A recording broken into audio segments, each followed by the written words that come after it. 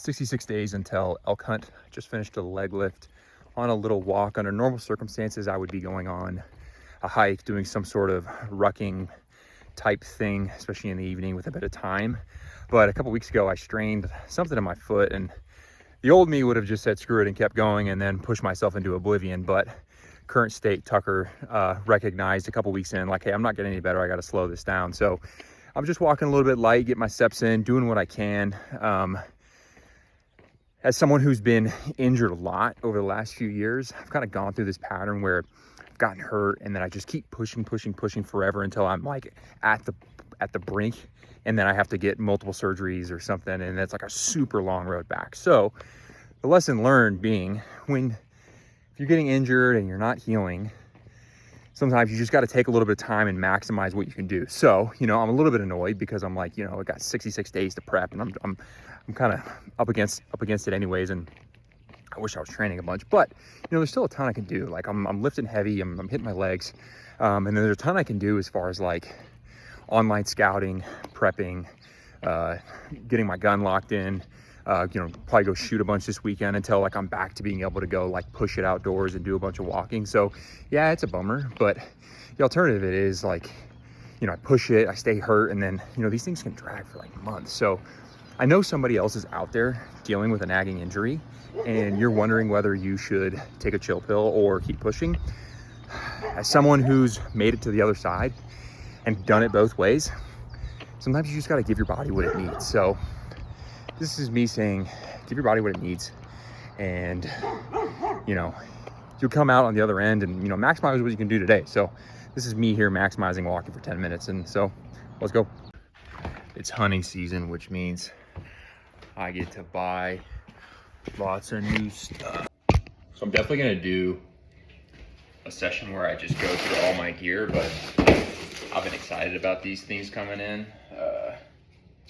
Benchmade. If you don't have a Benchmade, you're doing it wrong. Okay, let's see. Very important.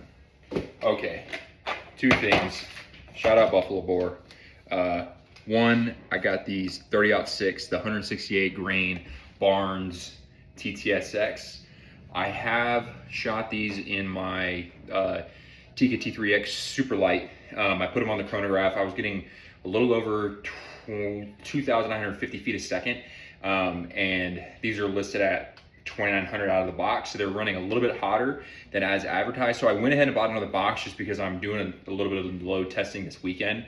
I'm going to compare these against some heavier, like more traditional 180 grain. I think I have some Nosler Acubons. So those are the two I'm comparing right now.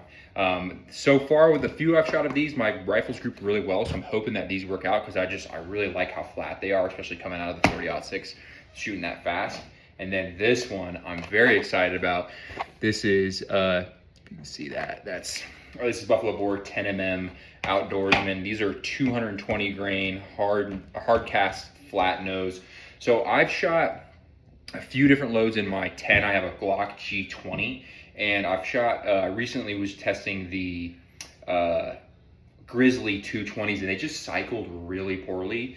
And then I've also shot like some HSM bear loads, which I think those are just 100 or 200 grain. So I have yet to find a 220 grain that cycles well in my pistol. And so I'm hoping that these cycle well so I can run these heavier, like more premium 10 mil loads. I also have a 45 ACP, a Glock G21, which I have a bunch of Buffalo Boar hardcast 255 grain ACP plus P, and those are running really well. And if you subscribe to it, a lot of people say that those are adequate for black bear and maybe some brown bear, just because you get the 5 caliber greater bullet and still sufficient penetration, because they're hard cast, and they're it's a big fat bullet going fast enough. So I think I buy into that. Obviously I do if I'm willing to carry it in the backcountry. So worst case, I'll carry the 45 ACP, but I'm really hoping those 10mm run well in the Glock. I had a SIG P320 X10 comp that actually just sold, and the reason I sold it was like I didn't like how it felt in my hand. I got big hands, and it was just a little bit smaller. And so, and given the handle's a little smaller, and then the beaver tail, for whatever reason, I didn't love it. And so I realized like I really wasn't going to shoot it. I was never going to carry it in the backcountry. So I decided, you know what, like I'm just going to dump this thing. So, all right, this is important. This is really important. So I had a really nice tent. It was a Big Agnes, ultralight. I can't remember the exact model. I had it for a while, but then I had a buddy who actually we were splitting the tent, and he was carrying the tarp, or the rainfly, sorry, and then I just, for whatever reason, never got that back. And then I have other tents that I've been using. Like I have a single tent, and then I have like a 4-person tent for truck camping that I've been using. And then I was like, oh cool, I kind of want this 2-man that's light with a bunch of space for the hunt. Even though it's just me, I like being able to put my pack in there and have room to just maneuver around. And I'll carry the extra 10 ounces for an extra person. But I lost the rainfly and I can't replace it. So I had no choice but to buy a premium tent.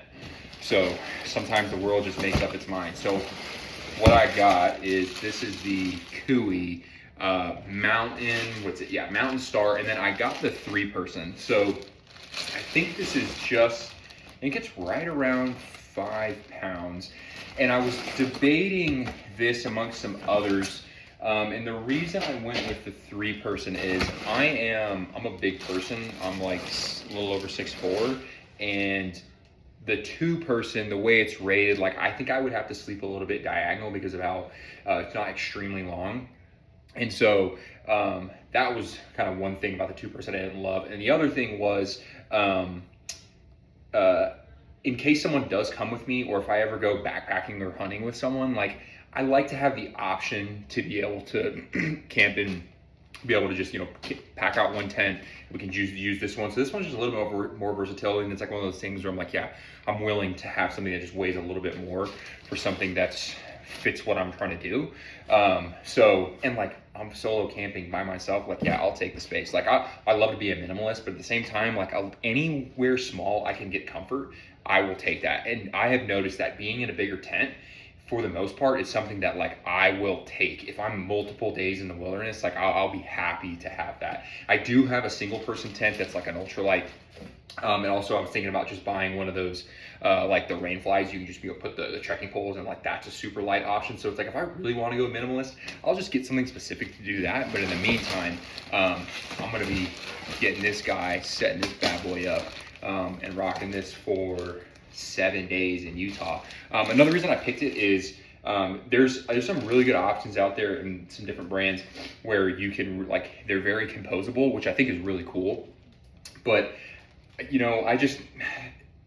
sometimes it can be just a pain for me. I don't have to carry a bunch of different things and deal with all that. This one seemed like it was so easy for me to be able to put together and tear down, and just less moving parts. And as someone who loses things a lot, I will take the less moving parts, sacrifice the composability, and it's rated at 3+. I think it might be rated for 4-person or 4-season. I've seen some people say that they've been in snowstorms with it just fine. I don't think it'd be great for heavy snow on the tent, but for the most part, I think it should be perfectly fine. I mean, this is going to be October, and I know it snows in the US in October potentially, but I think for the type of snow I get, I'll be perfectly fine.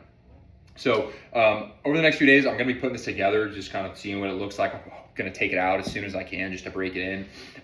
This weekend, I will be doing some load testing with these guys, and then of course, I'm really excited to see how these cycle in the G20, and we'll go from there. Bears beware.